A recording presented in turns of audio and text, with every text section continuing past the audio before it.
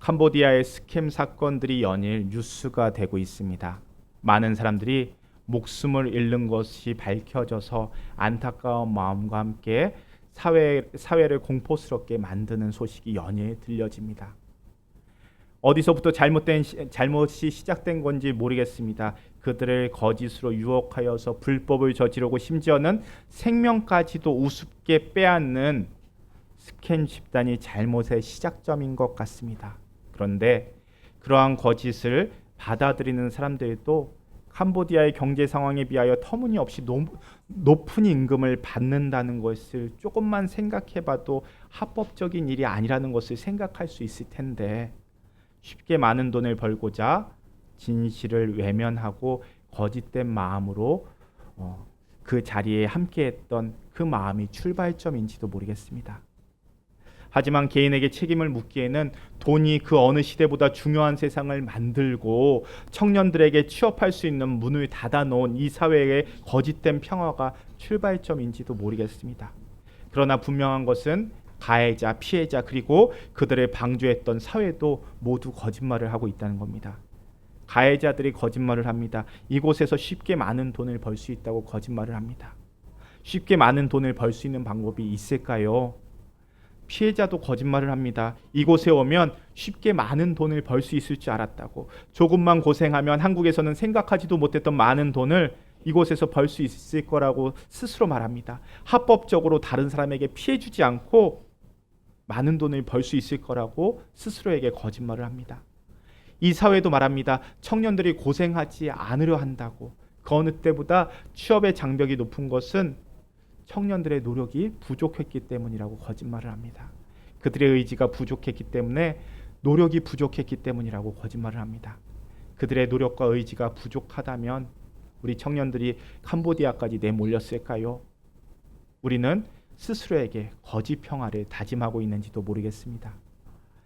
한국에서 들려오는 국정감사 소식도요, 우리를 불편하게 만듭니다. 서로의 모순된 증언들이 대립합니다. 모순된 증언은요, 한쪽이 거짓말을 하고 있다는 뜻입니다.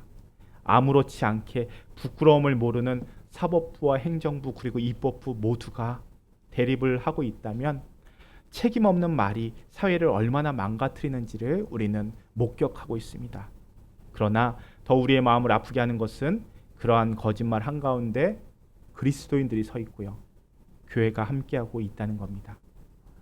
하나님의 백성이라고 불리는 사람들이 거짓말로 다른 사람에게 해를 끼친다면 그런 사람은 그리스도인이 아니라고 말할 수 있습니다. 우리가 거짓말을 하지 말아야 하고 다른 사람에게 해를 끼치지 않아야 한다는 것은 너무도 당연한 말입니다. 우리가 유치원도 들어가기 전에 가정에서 배우는 말입니다. 더 나아가서 그리스도인들에게 그렇게 거짓말하지 않는 수준에 머물러 있는 것이 아니라 그리스도인들이라면은 더 높은 수준으로 나아가야 합니다. 교회는 거짓말 대신에 진리를 말할 수 있어야 하고요, 해를 끼치는 말이 아니라 사랑을 드러내는 말을 할 수 있어야 합니다.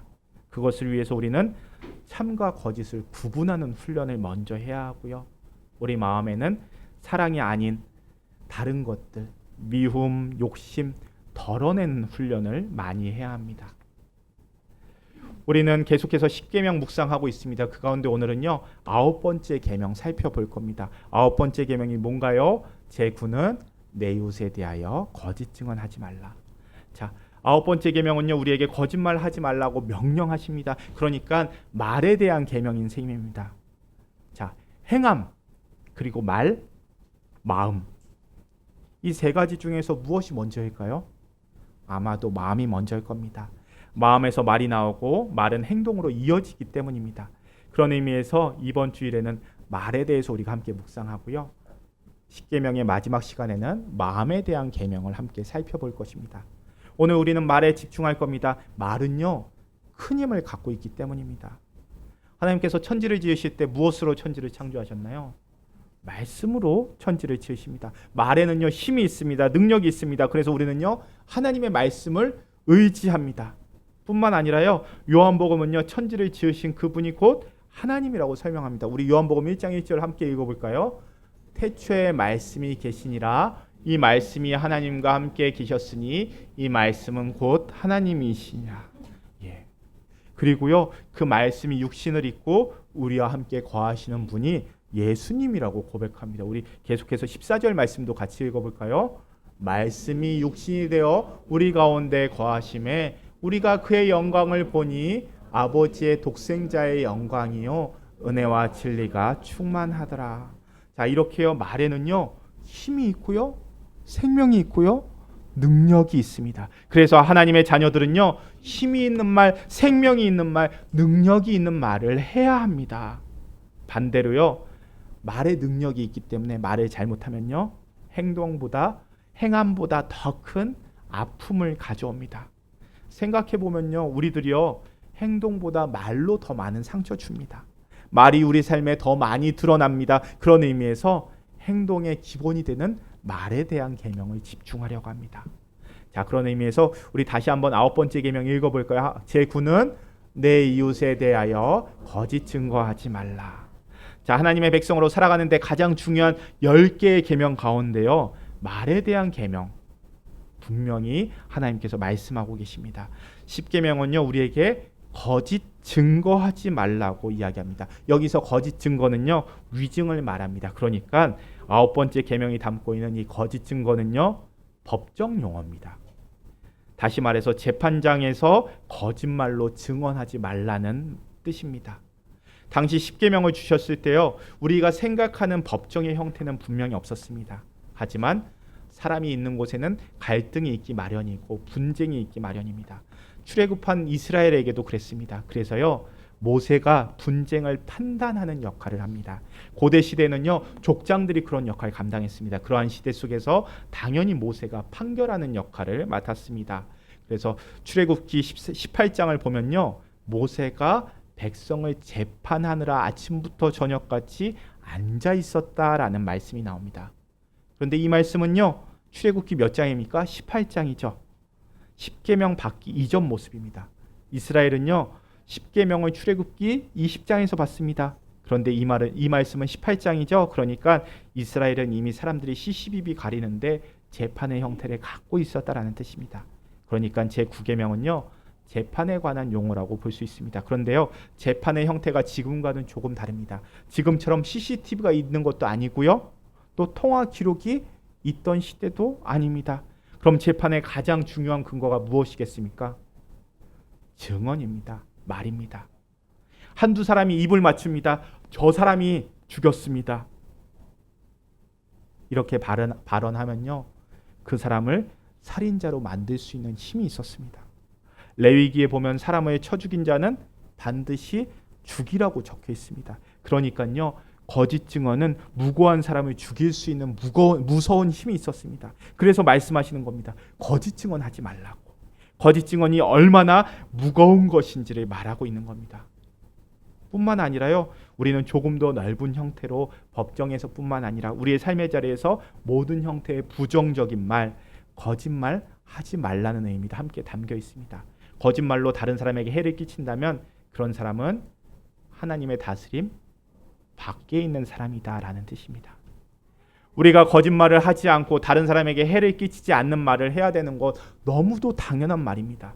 그런데요, 우리는 그러한 당연한 수준에 머물러서는 안 됩니다. 우리가 앞에서 살펴본 것처럼 말에는 능력이 있다라고 설명합니다. 특히 하나님의 자녀들의 말에는요, 말씀에 능력이 있습니다. 여러분들의 입술에는요, 말에는요, 능력이 있습니다. 그렇기 때문에 그리스도인들은요, 말을 조심하는 수준을 넘어서요, 예수님의 말을 해야 합니다.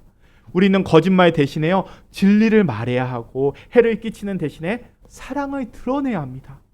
거짓이 아닌 사랑을 드러내는 말을 하기 위해서 우리는 참과 거짓을 구별하는 훈련 꾸준히 해야 하고요. 그리고 무엇보다 중요한 것은 우리의 마음에서 미움을 덜어내는 훈련, 미움을 없애는 훈련을 해야 합니다.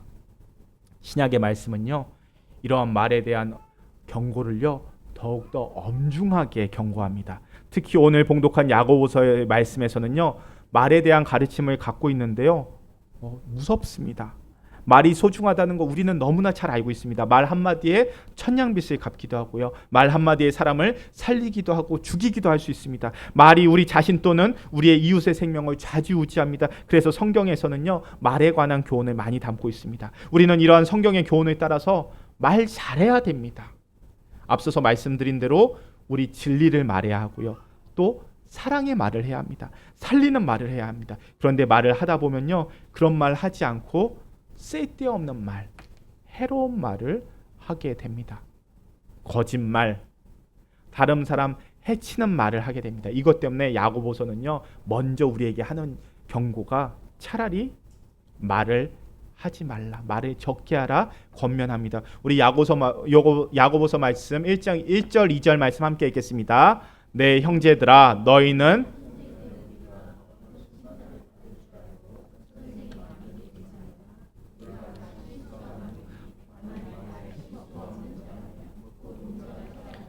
능히 온몸도 굴레 씌우리라. 야고보서는요, 먼저 선생이 많이 되지 말라고 말씀하십니다. 선생 노릇을 하려면 말을 많이 할 수밖에 없습니다. 가르치는 위치에 있으면요, 어쩔 수 없이 말을 많이 해야 하는데 말을 많이 하다 보면 실수하게 됩니다. 그렇기 때문에 말을 많이 하는 위치에 오르는 일 좋아할 것이 아니라 두려워하고 조심하라라고 이야기합니다. 차라리 그런 가르치는 위치에 오르지 않는 것이 더 좋을 수도 있다라는 이야기입니다. 말을 하지 않고 사는 것, 말을 덜 하고 사는 것이 덜 위험한 방식이라는 겁니다. 이어지는 3절부터 8절은요, 우리의 혀가 제어하기가 아주 힘들고 혀가 아주 위험하다 말씀하십니다. 우리 3절부터 8절도 함께 읽겠습니다. 우리가 말들의 입에 재갈 물리는 것은 우리에게 순종하게 하려고 그 온몸을 제어하는 것이라. 또 배를 보라. 그렇게 크고 광풍에 밀려가는 것들을 지극히 작은 키로서 사공의 뜻대로 운행하나니 이와 같이 혀도 작은 지체로 돼 큰 것을 자랑하는도다. 보라, 얼마나 작은 불이 얼마나 많은 나무를 태우는가. 혀는 곧 불이요 불의의 세계라. 혀는 우리 지체 중에서 온몸을 더럽히고 삶의 수레바퀴를 불사르나니 그 사르는 것이 지옥불에서 나느니라. 여러 종류의 짐승과 새와 벌레와 바다의 생물은 다 사람이 길들일 수 있고 길들여 엮거니와 혀는 능히 길들일 사람이 없나니 쉬지 아니하는 악이요 죽이는 독이 가득한 것이라. 우리 사람의 혀는요, 누구도 길들일 수 없다라고 합니다. 혀는 걷잡을 수 없는 악이 되기도 하고요, 죽음에 이르는 도구가 되기도 합니다. 말을 하다 보면 자기가 하고 싶은 말뿐만 아니라요, 다른 말도 하게 되고요, 쓸데없는 말, 자기 자랑하는 말, 상대 깎아내리는 말, 심지어는 다른 사람에 대한 헌담과 거짓말을 하기도 합니다. 그런 말 때문에 서로 마음이 상하게 되고요, 심지어는 멀어지기도 하고, 심지어는 살인 같은 일도 일어납니다. 그래서 이것을 혀에 독이 가득하다라고 표현합니다. 그렇기 때문에 이 독한 혀를 제어할 자신이 없으면 차라리 처음부터 말을 하지 않는 것이 좋다라고 이야기합니다. 침묵은 금이다, 이런 말처럼 말을 많이 하는 것보다 말 하나도 하지 않는 것이 오히려 더 낫다라고 경고합니다. 사람을 아프게 하는 말을 하느니 침묵이 낫다는 말입니다. 우리가 말로 행하는 악한 일을 하나님께서 기억하시기 때문입니다. 그런데요, 우리는 말을 하지 않고는 살 수가 없습니다. 하나님께서 우리에게 말을 하라고 입을 주셨습니다. 하나님을 찬양하고 복음 전하고 진리와 사랑의 말을 하라고 입을 주셨습니다. 그래서 우리는요, 말해야 합니다. 단지 침묵하는 것만으로 우리에게 주신 사명 이룰 수 없습니다. 그런데 우리가 좋은 말을 하려면요, 혀를 제어하는 기술을 익힌다거나 말을 잘하는 훈련 익히는 것으로 부족합니다. 그것보다 더 근원적인 일을 하라고 말씀하십니다. 그래서 이어지는 9절 이하의 말씀에서는요, 우리 자신의 근원을 고쳐야 한다라는 말씀을 주십니다. 우리 9절과 10절 말씀 함께 읽겠습니다. 이것으로 우리가 주 아버지를 찬송하고 또 이것으로 하나님의 형상대로 지음을 받은 사람을 저주하노니 한 입에서 찬송과 저주가 나오는도다. 내 형제들아, 이것이 마땅하지 아니하니라. 우리의 혀가 때로는 하나님을 찬송하고요, 때로는 하나님의 형상대로 살아가는 우리의 하나님의 형상을 담고 있는 우리의 형제 자매들, 우리의 이웃들, 사람을 저주하기도 합니다. 같은 입으로 찬송도 하고요, 저주도 합니다. 야고보서는요, 그러한 모습이 마땅하지 않은 일이라고 이야기하지만 이 모습이 사실 우리의 현실입니다. 그런데 우리의 이 말이 나오는 통로, 입이지만 이 말이 시작되는 곳 어디일까요? 마음입니다. 우리의 마음에서 생성된 말이 입을 통해서 나옵니다. 그렇기 때문에 우리는 우리의 마음 상태에 따라서 우리의 같은 입에서 다른 말이 나옵니다. 우리의 마음은요, 변덕스럽습니다. 우리의 마음이 어떻게 바뀔지 사실 우리 자신도 잘 모릅니다. 그래서 찬송도 입술에서 나오고 저주도 입술에서 나오는 것입니다. 그런데 그 변덕스러움이라는 것, 그것 자체가 우리 자신이, 우리의 마음 자체가 불완전하다는 것을 우리에게 분명히 보여줍니다.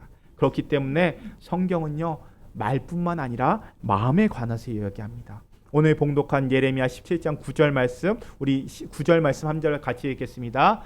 만물보다 거짓되고 심히 부패한 것은 마음이라 누가 능히 이를 알리오마는. 세상에서 가장 거짓되고 가장 썩어 빠진 것, 그것이 바로 우리 사람의 마음이라고 예레미야가 한탄하는 겁니다. 우리의 마음이 이렇게 거짓되고 부패되기 때문에 여기에서 거짓말이 나오고 여기에서 저주가 나옵니다.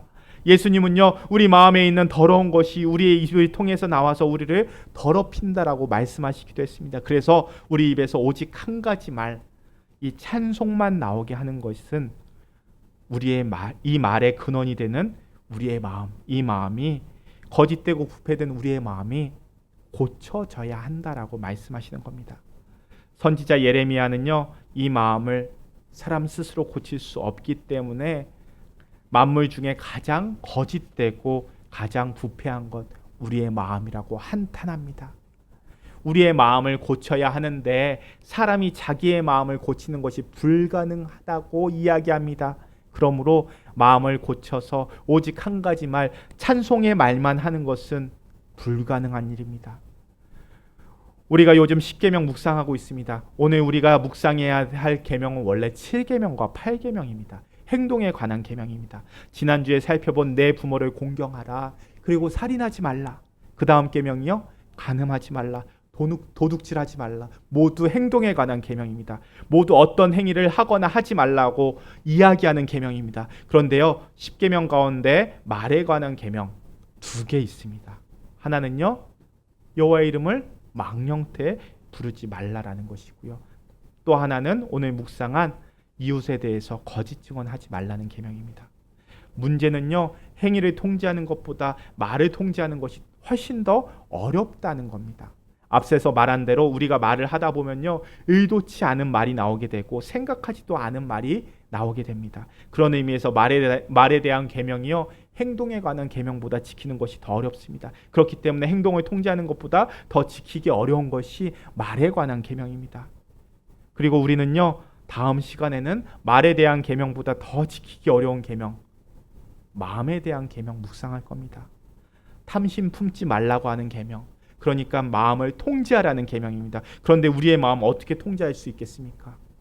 우리 마음에서 언뜻 떠오르는 그 생각들 우리가 어떻게 할 수가 없습니다.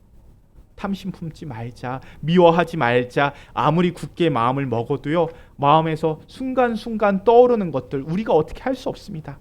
혀를 제어하는 것도 불가능한데 마음 제어하는 거요, 더 어렵습니다.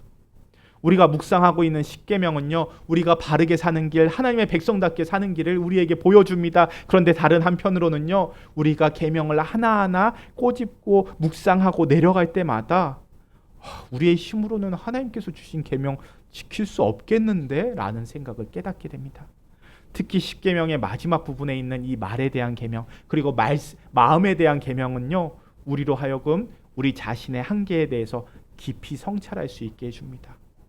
돌아보면요, 우리는 좋은 말을 할 수 있는 능력이 없는 사람입니다.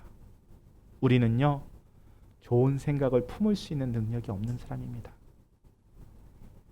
내 마음에는 사랑하는 마음보다 욕심이 더 큰 힘을 발휘하고요. 그 욕심을 채우고 내 체면을 채우기 위해서 악한 말을 하게 되고 악한 말이 악한 행동으로 이어지는 것이 바로 우리의 모습입니다. 가련한 처지입니다. 선지자 예레미야가 이야기하는 것이 바로 그런 가련한 처지에 대한 한탄입니다. 그러면서 예레미야는요, 한탄에서 끝나지 않습니다. 한탄하는 것이 아니라 희망을 발견해서 우리에게 알려줍니다. 예레미야 31장 이하에서는요, 하나님께서 당신의 백성들과 맺을 새로운 언약, 그러니까 신약 성경에 대해서 말씀합니다. 이 새로운 언약으로 인해서 하나님께서 우리 사람의 마음을 고쳐주실 것이다, 약속의 말씀을 전합니다. 우리의 마음을 고치시고 우리에게 새로운 것을 채워주시는 분이 누구시겠습니까?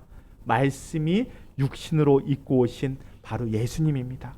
그러니 우리는요, 예수님의 제자답게 예수님이 전해준 사랑의 마음을 우리 마음속에 품고요, 그 사랑으로 우리의 마음을 채울 때 우리의 입술에서 사랑의 말이 흘러나오게 될 것입니다.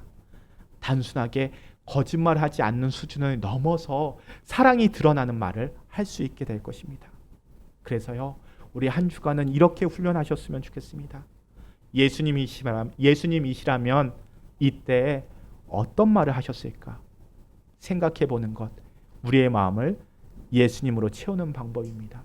예수님이라면은 이렇게 상처받는 이 시간에, 예수님이라면은 부러운 마음이 드는 이 시간에 어떤 말씀을 하셨을까? 고민할 때, 기도할 때 우리의 입술은 거짓말이 아니라 사람을 살리는 말을 할 수 있게 될 것입니다. 말은요, 마음에서 흘러나오는 것입니다. 우리의 마음에 옛사람 버리고 욕심 버리고 미움 버리고 그 자리에, 덜어낸 그 자리에 예수님 채워 넣을 때, 욕심에 밀려가는 예수님을 어떻게든 우리 마음속에 붙잡고자 애쓰고 기도할 때 우리 마음에서 사랑의 말이 흘러나올 것입니다. 그리고 그렇게 흘러나오는 말이 사람을 살립니다. 옆 사람을 살리고요, 내 자녀를 살리고요, 우리의 가정을 살리고요, 우리 교회를 살리고요, 우리의 사회를 살리고요, 무엇보다 가장 중요한 나 자신을 살게 만듭니다. 그렇게 말에는요, 힘이 있습니다. 능력이 있습니다. 그러니 그 힘을 살리는 힘으로 사용하시는 저와 여러분들 되실 수 있기를 바랍니다. 말을 통해서 생명을 살리는 우리가 될 수 있기를 바랍니다. 거짓이 아닌 사람을 살리는 말을 함으로써 내가 살고 우리가 살 수 있는 공동체를 이루어 갈 수 있기를 바랍니다. 예수님을 통해서 새로운 마음을 가질 수 있다는 소망과 확신 가지고 예수님을 우리의 마음에 담을 때 하나님께서 우리의 입술 사용하실 겁니다. 호산나 찬양대 사용하셔서 그 입술에서 찬양이 끊임없이 나오도록 사용하시는 것처럼 우리의 입술을 사용하실 것입니다. 예수님의 은혜에 힘입어서 우리의 자신 새롭게 함으로써 거짓말 버리고 새로운 말, 하나님 나라의 말, 살리는 말을 하며 살아가실 수 있는 저와 여러분들 제일교회 될 수 있기를 축원합니다. 함께 기도하겠습니다. 하나님, 거짓되고 부패한 마음 가지고 살아가는 우리들을 긍휼히 여겨 주옵소서. 예수님을 보내주시니 감사합니다. 하나님의 사람들이 서툴고 부패한 마음에서 나오는 온갖 거짓말과 해로운 말로 서로 해를 끼치며 살아가는 이 세상을 살아가는 우리들임을 고백합니다. 하나님, 우리들이 예수님의 은혜에 힘입어 우리의 존재와 우리의 말의 근원을 치유하게 하여 주옵소서. 그리하여 우리의 혀와 우리의 말이 새로워지게 하여 주옵소서. 우리의 입에서 오직 진리와 사랑이 나오게 하여 주옵소서. 용서하는 말, 상처를 치유하는 말을, 세상을 구원하는 말, 우리 입에서 나오게 하여 주옵소서.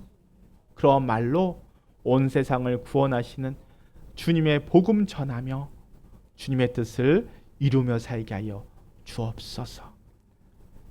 말씀이 육신을 입어 우리에게 나아오신 예수님의 이름으로 기도합니다.